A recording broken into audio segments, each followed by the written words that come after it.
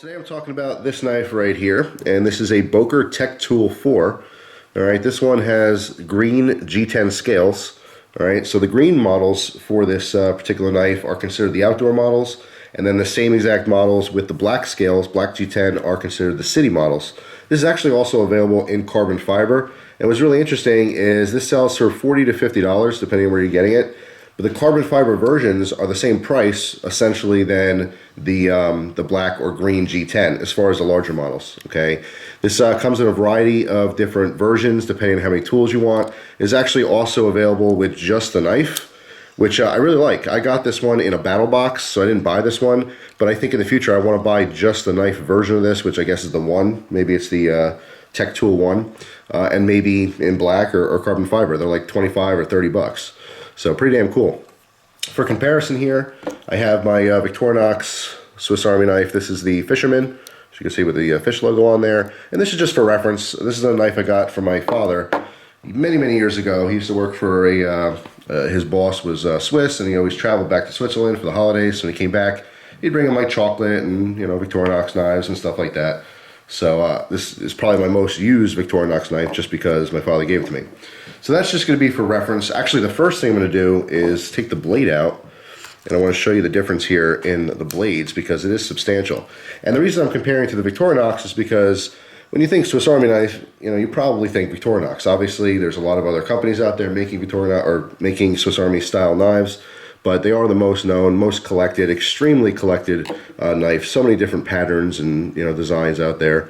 But this one here, you can see the blade is much thicker, more substantial. It's a drop point. All right, but I want to kind of compare them directly next to each other here so you can see the difference, because a lot of people are used to this. This knife blade is much thicker.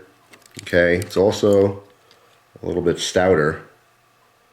But just really interesting to compare those, because before I took this out, when I first opened this knife, I knew it was different, but I really didn't know how different it was, and I didn't think it'd be that much of a difference. Okay, but it is. It's almost twice as thick there, or wide, I should say. It is a little thicker, but it's about twice as wide. The thickness on the Boker is 0.09 inches.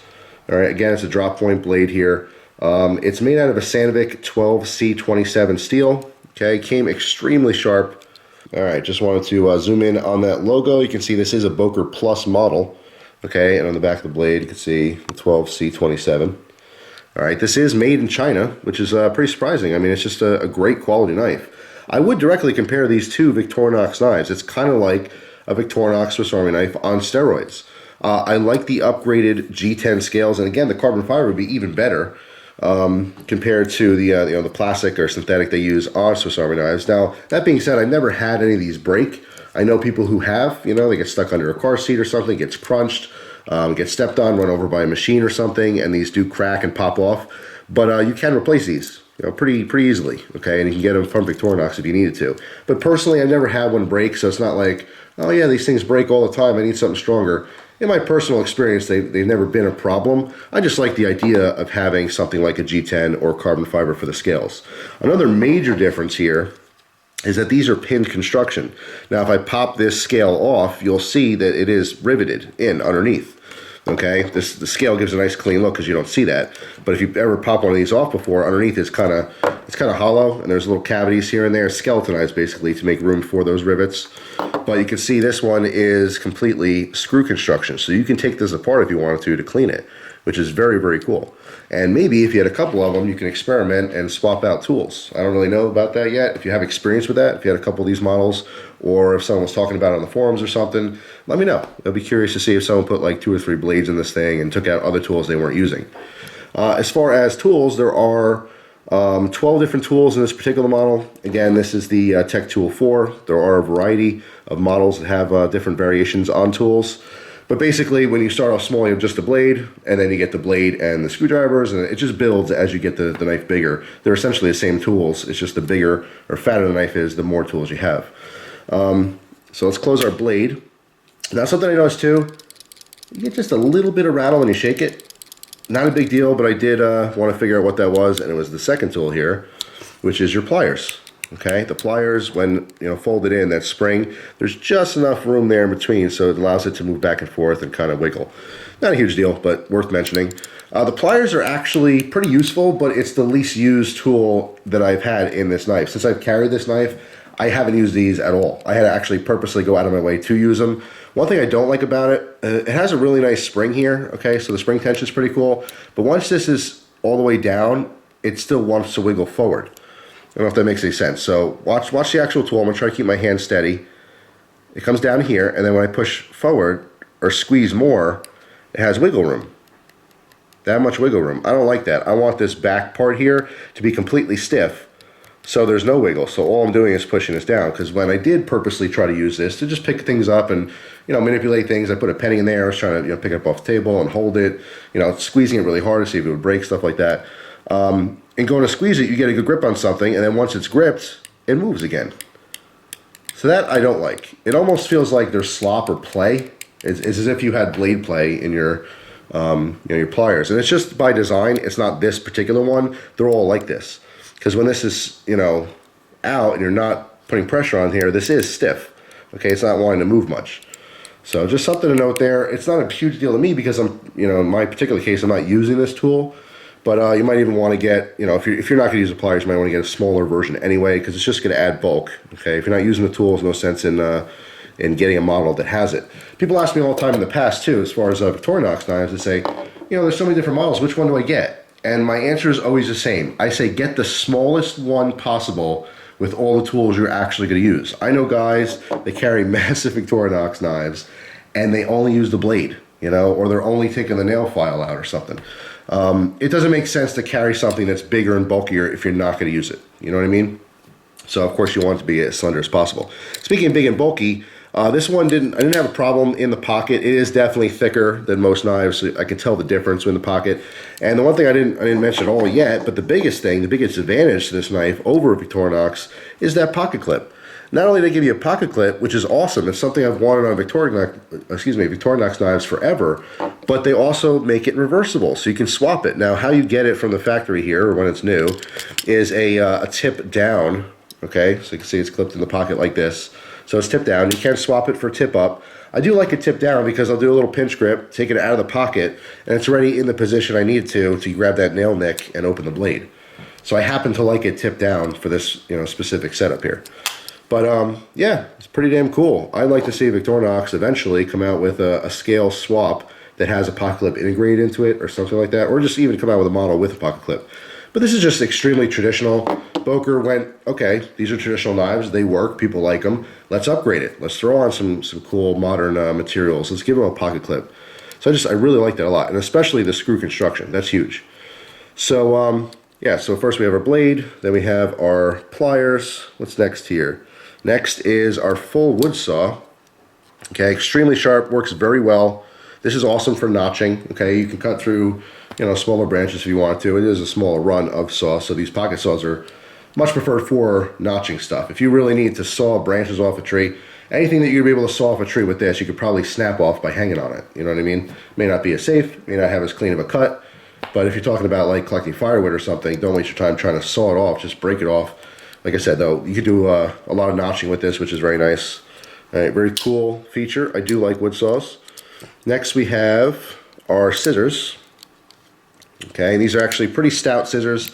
I like this a lot, and separate from the pliers, when I push this down, okay, again, good spring, interesting design there as far as the spring works, but when this is down, it doesn't want to wiggle. It's stiff. This back piece is completely stiff when open. Okay, so again, take a look at that. Push down, right? Works great. Let's pop out these pliers in comparison. Actually, I can push them at the same time. All right, so pliers and scissors. Scissors are shut, pliers are shut, but the pliers move. See how much they move? Just not a fan of that. It kind of bugs me. All right, so scissors are awesome. Besides scissors, we have very traditional bottle opener and flathead screwdriver, which is of course on this knife as well. And most Victorinox knives, actually this is the can opener. Here it is. Okay. Design almost identical. Why? Because it works. It works very well. Alright, so in case you're wondering, hey, how does that compare to this one? Well, it's the same thing. like literally. What's not the same thing though, however, is on the other side, this model has a serrated blade and a smaller flathead. What's interesting is this is fully open. The serrated blade comes on this like 45-degree angle. Very strange. I did use this to cut through some cardboard, and it really wants to bite deep because of that angle. So when you're holding like this, and let's say this is your paper, or it's perpendicular to it, it's already angled down like you're cutting. It was a little weird at first, but it is a beneficial angle change. I personally don't really care either way because it does work well. But you know, if I had a preference, it would be straight, just because. I don't know why it's on an angle. I don't see like an extra advantage to that. It does cut nicely, but you know, I don't know. The problem I have is that as far as cutting at the angle is fine, but as far as using the screwdriver, being on an angle like that, it makes it a little bit more difficult to rotate. Because remember, if you're using a regular little flathead, like on here, this tool, that the bottle opener, or excuse me, the can opener on this one has the small flathead. That's what they're basically trying to mimic here. But they swapped out the can opener with the serrated blade. But you can see this is straight. So let's say the tip of my finger is a screw. You put it on the screw head, and you're rotating it like that. It's very easy. As opposed to this is rotating like this. Maybe it's purposeful, purposely designed that way so you have more torque on it. I don't think it's necessary though. It just makes it awkward. What is really cool is this has the additional glass breaker. And I believe all the models do have this glass breaker, even the single blade. I really like that. I mean, not that I use a glass breaker all the time, but it's just awesome to have that option on any knife you have, because you really just never know what situation you're going to be in. If there's a car accident or something, you need to get out, you need to break that glass because the doors, you know, the opening mechanism is messed up, or the door's totally, you know, dented in, and you just can't get out of the vehicle. It's a good thing to have. You really never know when you're going to need something like that. And the whole idea is to be prepared and never have to use it. And also, there's another tool in here, which is right here, just barely poking out. And they consider it a tool. It's basically just a fold-out lanyard.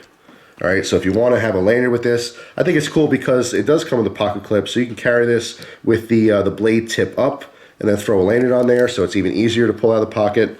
Just an option, but hey, if you don't like it, it folds right back into the knife, which is pretty damn cool. I like that. It's not something permanently sticking out. On the back of the knife here, you can see there is a corkscrew. It does work. I use this to open a bottle of wine already for cooking. And then also there is an awl, and this awl is extremely purposeful. Very sharp edge, but also an extremely fine point. Unfortunately, on cheap, you know, fake Victorinox knives or fake Swiss Army knives, this is never sharp. It's never an actual, like a usable tool. This one is extremely well done. I don't remember. This one has an awl, and it does. So I'm going to compare it directly to this one here. You can see it's literally the same design. This one is not as sharp on the edge. The actual edge angle is sharper. As far as it being pointy, they're about the same. All right, but just pretty interesting there. So yeah, I mean that's pretty much it. That's all the tools. As far as me actually using this day to day, scissors come in handy. The knife always comes in handy, of course. But besides that, the scissors, I did use the corkscrew in one particular case, but it's not something you're using daily. The screwdrivers I did use once for a project, and the smaller or finer flathead screwdriver, I had to purposely go out of my way to do. I just took a bunch of small screws and screwed it to a board, and it works just fine. It's just that different angle is just really weird. I don't, like I said, if you're screwing something in that's with a tiny little screw, because you're using a small screw head, so you're not going to have a massive screw, you don't need that extra torque for such a small screw. So it just ended up being awkward. So the advantages here are very clear. Pocket clip, which is a huge advantage. That should be enough for most people to pick this over Victorinox.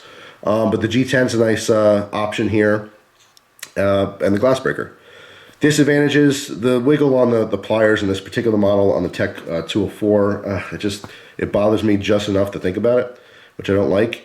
Also, the angle on the serrated blade may not be everyone's bag if you're using that screwdriver on the tip of it.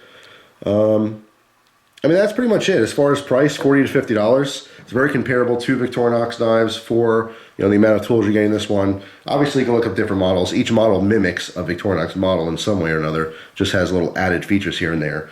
But prices, I mean, like I said, they're pretty comparable. As far as quality, it is very high quality, even though these are made in China as opposed to made in Switzerland. Surprisingly good quality there. So I would definitely recommend them. If you're a Victorinox fan, you have to get these just for comparison. If nothing else at all, just so that you have you know, a different type of knife to compare your Victorinox to. And who knows, maybe you'll start carrying those as opposed to the Victorinox. I'll always still recommend Victorinox knives. You know, in saying which one's better, well, they're both great in their own way. So, yeah, that's pretty much it. As far as like the blade qualities, I have used Victorinox my whole life. I mean, they're just tried and true. It has such a thin blade. If you keep it stropped up, you'll never need to sharpen it. If you really maintain your edge, it's totally fine. This one, I have a lot of cutting on it, but not enough long term to really say that this blade is better than the Victorinox or worse.